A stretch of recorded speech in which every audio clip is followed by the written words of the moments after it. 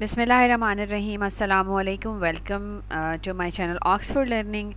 Today we are going to cover a topic. It's a Fatimid. This is the second topic of the chapter number 3, Muslim dynasties, and we are going to cover page number 46 and 47 by applying the SLO based preparation.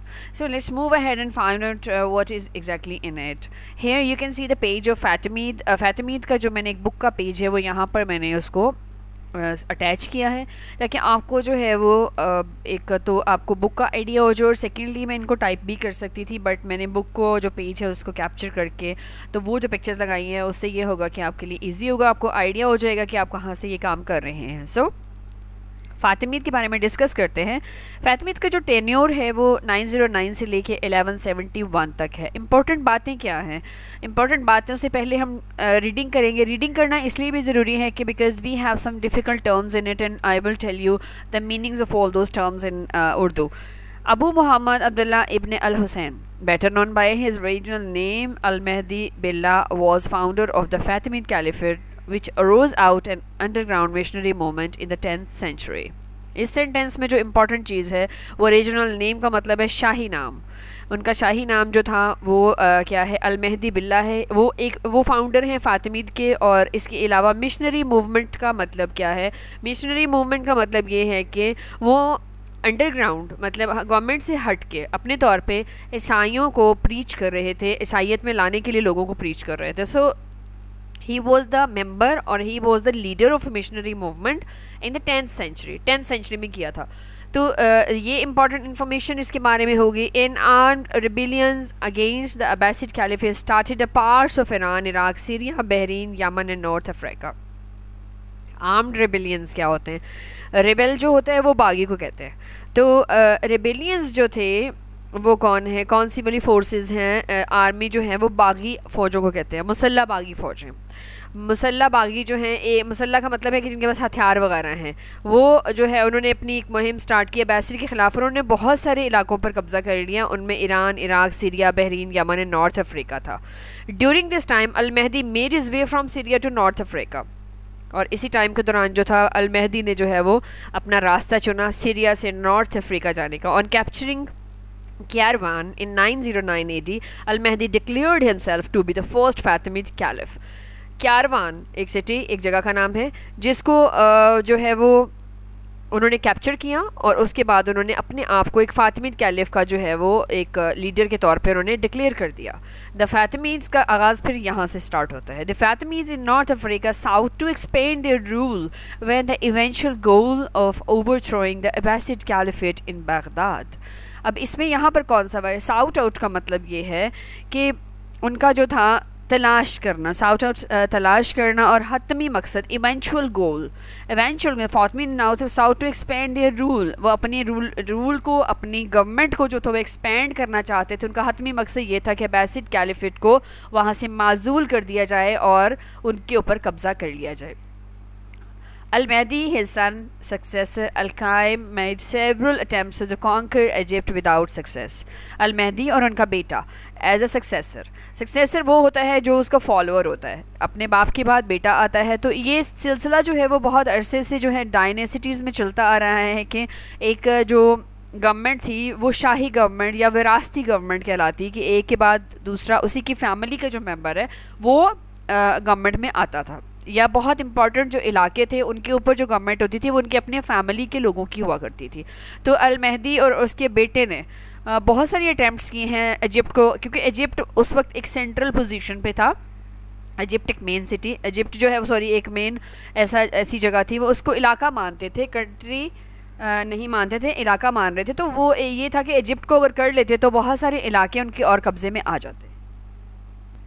उन्होंने बहुत सारी attempts की लेकिन नाकाम रहे और कोई उनको वो जो है वो सक्सेस हासिल नहीं हुई. द फोर्थ फातिमिद कैलिफ अल-मुईज़ फिर किसने फ़तह किया? जो उनके फोर्थ कैलिफ थे फ़ातिमीद के, वो अल-मुइज़, उन्होंने 969 में एडी में जो है वो इजिप्ट को कॉन्कर किया। With Egypt as center the empire as its peak expanded to the part of North Africa, Sicily, Palestine, Jordan, Lebanon, Syria, Tihama, Hijaz, Yemen and Multan, Pakistan. किन किन इलाकों में जो है वो फैलते गए। जब उन्होंने इजिप्ट को कॉन्कर कर लिया, उसके बाद उनके लिए ईजी था बहुत सारी जो इधर उधर की स्टेट्स, उनके जो सिटीज़ थे उनको कवर करना। तो इम्पॉर्टेंट चीज़ क्या थी यहाँ पर, मैंने आपको बताया था कि उनकी विक्ट्री का सबसे बड़ा साइन क्या होता था कि they are capturing the more territories. जितना ज़्यादा टेरिटरी उनके पास होगा, इट मीन्स कि वो उतने ज़्यादा सक्सेसफुल होंगे, क्योंकि हर टेरिटरी पे जो वो कैप्चर करते थे, जिसको वो फतह करते थे, वहाँ पे वो अपने फैमिली का कोई पर्सन जो है उसको एज अ गवर्नमेंट उसको उस गवर्नमेंट में लेके आते थे, हेड बनाते थे वो, और वो रूल करते थे। तो ये तमाम इलाके जो थे वो उनके कब्ज़े में आ गए। और मुल्तान पाकिस्तान का मतलब ये है कि जो आज पाकिस्तान में मुल्तान है, वो एरिया उस दौर में उनके कब्ज़े में आ गया था। उसके बाद अचीवमेंट्स क्या हैं? We talk about the achievements of Fatimids, कि फ़ातिमीद ने क्या क्या काम किए थे उस दौर में। जो इजिप्ट था, मिस्र था, वो एक तो सियासी मरकज़ बन गया था, कल्चरल तहज़ीब का गहवारा बन गया, फिर उसके बाद एक मजहबी सेंटर भी आप कह सकते हैं कि बन गया था। उस एम्पायर में कम्प्लीटली ये चीज़ें तमाम बहुत पीक पे जा रही थी। And developed a new and indigenous Arabic culture. Indigenous का मतलब होता है कि जो वहाँ पे स्वदेशी, इसका असल में लफ्ज़ है कि जो जैसे मुकीम है उस जगह पे लोग मुकीम हैं, जो उसकी ज़ुबान हो सकती है। जैसे अरबिक लोग वहाँ रह रहे हैं तो उनका कल्चर भी अरबिक है, उनकी लैंग्वेज भी अरबिक है। तो वो कब से रह रहे हैं ये मैटर नहीं करता, लेकिन वो बहुत अरसे से वहाँ पे हैं, उससे पहले की हिस्ट्री हमें मालूम नहीं है। तो वो जो वहाँ जो उनका कल्चर था, अरबिक कल्चर, जो वहाँ के रहने वालों का कल्चर था, उसको डिवेलप किया गया। फ़ातिमीद ने ये किया। फिर उन्होंने क्या किया? Fatimid build Cairo as a capital of their empire with seminaries, Al Azhar and Darul Hikma. Seminaries का मतलब ये है कि मदारस, मल्टीपल मदारस उन्होंने कायम किए, जिनमें सबसे टॉप पे जो था वो अल अज़हर था एंड दारुल हिकमा था। और कायरो जो है वो काहिरा को कहते हैं। काहिरा जो है वो बहुत ही मतलब कायरो का जो नेम है वो बहुत पुराना है और आज इसको कायरा के नाम से जानते हैं। तो उस कैपिटल में उन्होंने बहुत सारे एजुकेशनल इंस्टीट्यूशंस बनाए थे, मदरसे बनाए थे, जिनमें टॉप पे अल अज़हर और दारुल हिकमा था। Al Azhar gain the stature of one of the great educational institution of the Islamic world and still exist as a flourished university in Cairo.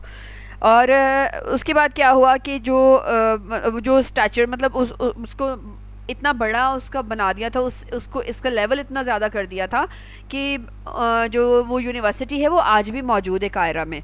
University Kiara में वो मौजूद है और इसी रूल्स के साथ मौजूद है, अब बहुत अच्छी शक्ल में, मतलब तब से लेके आज तक वो मौजूद है। The Fatimid caliph were great patrons of science and learning and encouraged research in the field of astronomy and geography. जो फ़ातिमीद कैलिफ्स थे वो सबसे बड़ी ये था कि वो सरपरस्ती करते थे। वो पैट्रॉन का मतलब होता है सरपरस्त होना, कि एक चीज़ को फॉलो करवाना। तो वो साइंस और लर्निंग में बहुत ज़्यादा इंकरेज करते थे कि रिसर्च वर्क होना चाहिए। और सेकेंडली ये था कि एस्ट्रोनॉमी, इल्म फ़ल्कियात जिसको आज हम स्पेस का नाम देते हैं ना, और आज हम कुछ भी नहीं कर पा रहे सिवाय नाकामी के और सिवाय जुल्म के, हम स्पेस के अंदर कुछ भी नहीं कर पा रहे। जबकि वो लोग जिनके पास कोई भी टेक्नोलॉजी नहीं थी, but they were the eligible people, क्योंकि वो सितारों की चाल को देखकर अंदाज़ा लगा लेते थे कि इस वक्त क्या वक्त हो चुका है और सुबह होने वाली है, या सुबह का सितारा कौन सा है। उनको तमाम आसमान की जो नॉलेज था वो था, और वो इल्म हासिल करते थे बाकायदा, but through the experimental thoughts, not like कि आप गूगल सर्च नहीं करते थे। गूगल नहीं था उनके पास, कोई भी ऐसी टेक्नोलॉजी की जो latest field you can talk about it आपको नहीं मिलेगी वो। और जियोग्राफी का मतलब, जियोग्राफी एक पुराना सब्जेक्ट था, और इसमें होता क्या था कि इलाकों का पता चलता था कि इसकी बाउंड्री कहाँ तक है, इसकी बाउंड्री किस इलाके तक है। तो एवरीथिंग वाज इंक्लूडेड इन, और उनको उनके लिए बहुत ज़्यादा ज़रूरी था। और वो ज़्यादा फोकस इसलिए भी करते थे क्योंकि उनकी पावर का जो इन्हसार था, जो पावर की बेस थी, वो टेरिटोरियल कैप्चरिंग थी, कि इलाकों को फ़तह करना था। तो इस वजह से उनका जोग्राफ़ी का नॉलेज बहुत ज़्यादा था कि किस इलाके की सरहद कितनी है और उसके आगे क्या है, पानी कहाँ पर है, किस इलाके पे जो है फर्टाइल लैंड है। ये तमाम चीज़ें उनके इल्म में सिखाई जाती थी। और इनके जो लीडर्स थे वो इन नॉलेजेस को, इन जो तमाम अलूम थे, इनको बहुत ज़्यादा फ़क़ियत देते थे। Fatimid developed an extensive trade network. अब सिर्फ ये नहीं था कि वो एजुकेशन में आगे थे, बल्कि वो ट्रेडिंग में भी बहुत आगे थे। वो लोग उन्होंने एक बहुत ही एक्सटेंसिव का मतलब होता है बड़ा वसी ट्रेडिंग नेटवर्क बनाया था। कहाँ से कहाँ तक शुरू होता था, बोथ मेडिटेरेनियन रोम से लेके, बहिरा रोम से लेके इन द इंडियन ओशियन तक एक तरफ तो ये फैला हुआ था, और दूसरी तरफ उन्होंने कोशिश किया कि हम चाइना के साथ भी टाई कर लें, डिप्लोमेटिक टाई, मतलब बातचीत के साथ उनके साथ तिजारत कर लें। तो उन्होंने तिजारत के लिए भी, नेटवर्क के लिए बड़े बड़े रास्ते हमवार किए, उन्होंने दरियाई रास्ते इस्तेमाल किए, और इसके अलावा उन्होंने ऐसे कंट्रीज़ को चूज़ किया कि जो बहुत अच्छे थे ट्रेड में। So that is what was really a remarkable achievement of the Fatimid caliph. They did great work in their era.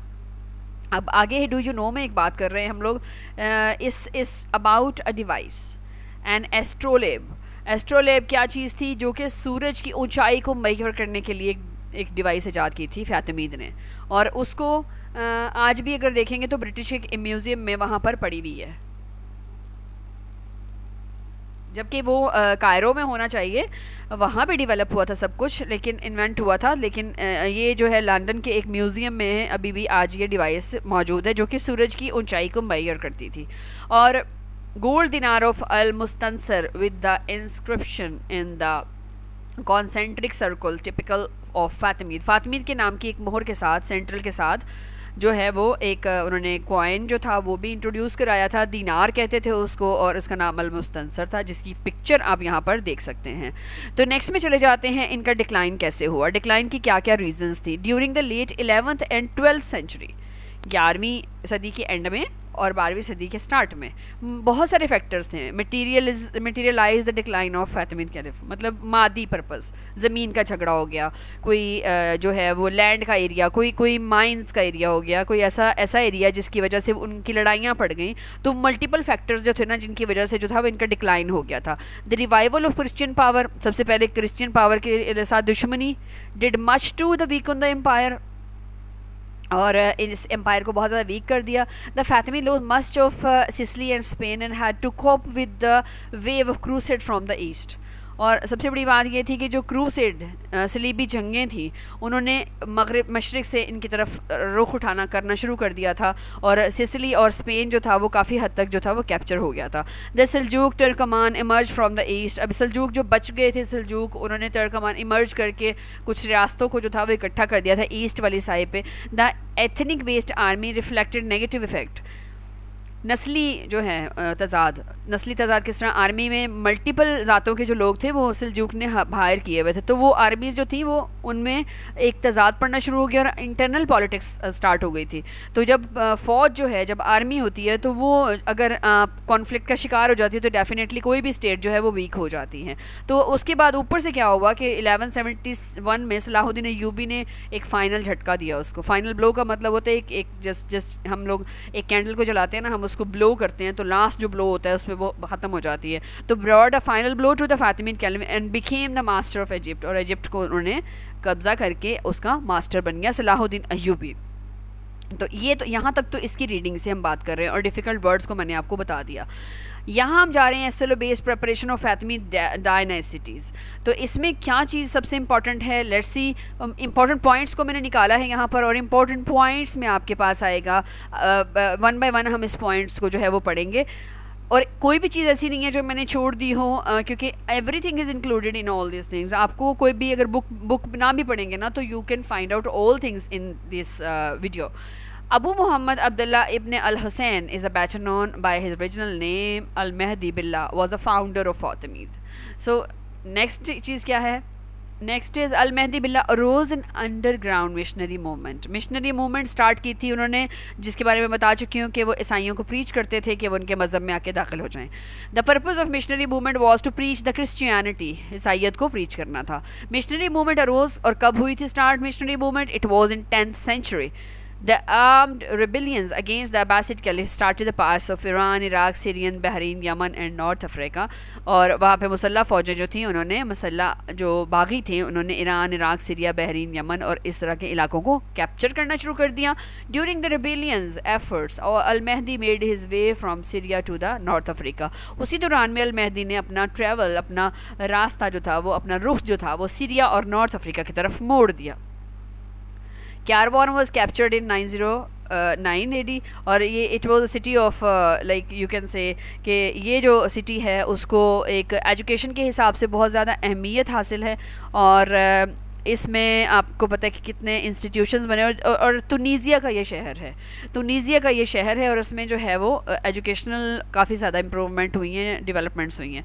और नेक्स्ट में क्या है, in 909 AD Al Mahdi declared himself to be the first Fatimid caliph. उन्होंने अपने आप को पहला जो कैलिफ है वो फातिमीद का पहला कैलिफ डिक्लेयर कर दिया।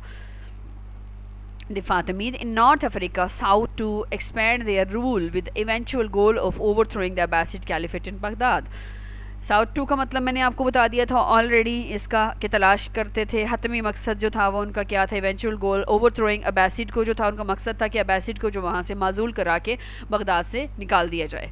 फिर उसके बाद Al Mahdi and his son successor, Al Mahdi और उनका बेटा जो एज अ सक्सेसर था अल कायम, बहुत सारी अटैम्प्ट की थी उन्होंने इजिप्ट को करने की, लेकिन वो नाकाम रहे। लेकिन आखिरकार उन्होंने इजिप्ट को, जो उनका एक अल-मुईज़ था, चौथा जो था, फोर्थ वन कैलिफ, उन्होंने 969 में उसको फतह कर लिया था।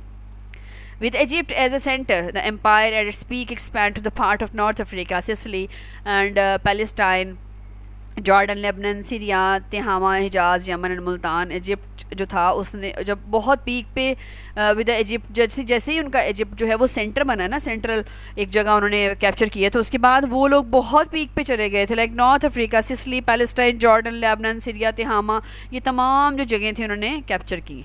University of the world was establish in Kairouan, university of the world वहाँ पे बनाई गई। आपको मैंने ऑलरेडी बता दिया था कि दारुल हिकमा और यूनिवर्सिटीज़ वहाँ पर जो हैं बहुत ज़्यादा इस्टेब्लिश की गई थी, एजुकेशन का बहुत ट्रेंड था। One of the major achievement of Fatimid was Egypt बिके, अच्छा सबसे बड़ी अचीवमेंट क्या थी फातिमीद की, Egypt became the political, cultural, religious center of the empire and developed a new capital, Cairo. Fatimid built Cairo as a capital of their empire with seminaries, all Al-Azhar and Darul Hikmah. Al-Azhar gained the stature of one of the great educational institutions of Islamic world and still exists and flourishing university in Cairo. The Fatimid Caliph were great patron of science and learning and encouraged research in the field of astronomy and geography. 17. Fatimid developed the extensive trade network both Mediterranean and in the Indian Oceans and extended trade in the diplomatic tie to the China. During the late 11th and 12th century, multiple factors materialized the decline of Fatimid Caliphate. Revival of Christian power did much weaken the empire. Due to the wave of crusades, Fatimids lost much of Sicily and Spain, plus Turkomans emerged from the east. 20. The ethnic-based army reflected negative effect on the internal politics, and uske baad Salahuddin Ayyubi's you can say the final blow to the Fatimid and became the master of the Egypt. So it's all about the Fatimids. I think आपको काफ़ी हद तक इससे help मिल जाएगी, क्योंकि Fatimid की कोई भी लाइन मैंने यहाँ पर मिस नहीं की है. You can just utilize this video for the examination. You can prepare yourself as an SLO based examination. All concepts are here, all the meanings are here, all the important statements are here. If you read or just study all these things, you will just get the good marks. I hope so. Thank you so very much and Allah Hafiz.